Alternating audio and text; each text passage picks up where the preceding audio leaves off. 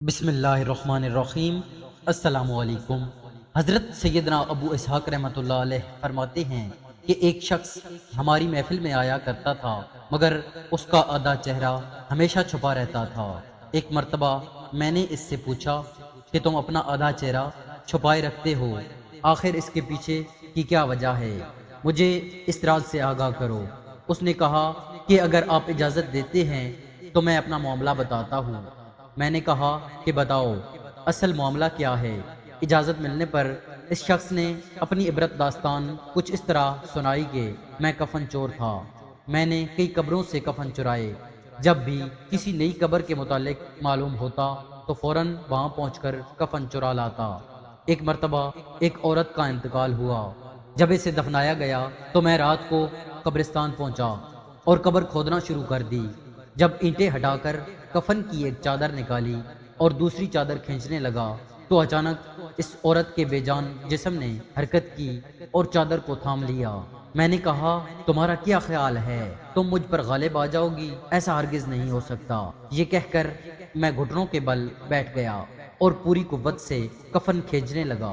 یکایک اس عورت نے ایک زوردار تھپڑ میرے چہرے پر مارا، جس کی درد کی شدت سے میں بے قرار ہو گیا اور میرے چہرے پر بہت زیادہ جلن ہونے لگی۔ یہ کہہ کر اس کفن چور نے اپنے چہرے سے کپڑا ہٹایا تو اس کے گال پر انگلیوں کے نشان بالکل واضح تھے۔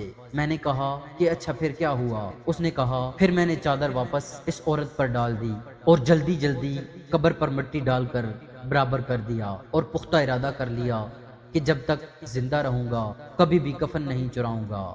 اللہ میرے سابقہ گناہوں کو معاف فرمائے اور مجھے توبہ پر استقامت عطا فرمائے۔ حضرت سیدنا ابو اسحاق رحمۃ اللہ علیہ فرماتے ہیں کہ اس کفن چور کا سارا واقعہ دیکھ کر میں نے حضرت سیدنا ابو عزیر رحمۃ اللہ علیہ کی طرف روانہ کیا۔ انہوں نے یہ جواب لکھ کر بھیجا کہ اس سے پوچھیں کہ جو مسلمان قبلہ رخ دفنائے گئے تھے کیا سب کے چہرے قبلہ کی طرف تھے یا قبلہ سے پھر چکے تھے؟ میں نے کفن چور سے یہی سوال پوچھا تو اس نے کہا کہ میں نے جن لوگوں کے کفن چرائے ان میں سے اکثر کے چہرے قبلہ سے پھر چکے تھے۔ حضرت سیدنا ابو اسحاق رحمۃ اللہ علیہ فرماتے ہیں کہ میں نے یہ بات لکھ کر حضرت ابو عزیر رحمۃ اللہ علیہ کی خدمت میں بھیجی تو انہوں نے جواب میں تحریر بھجوائی کہ اسحاق رحمۃ اللہ علیہ جن لوگوں کے چہرے قبلہ سے پھر چکے تھے ان کا خاتمہ ایمان پر نہیں ہوا۔ دوستو، ہمارے چینل کو سبسکرائب کریں اور ویڈیو کو شیئر کریں تاکہ ہر مسلمان کے دل میں اللہ تعالیٰ کا خوف پیدا ہو۔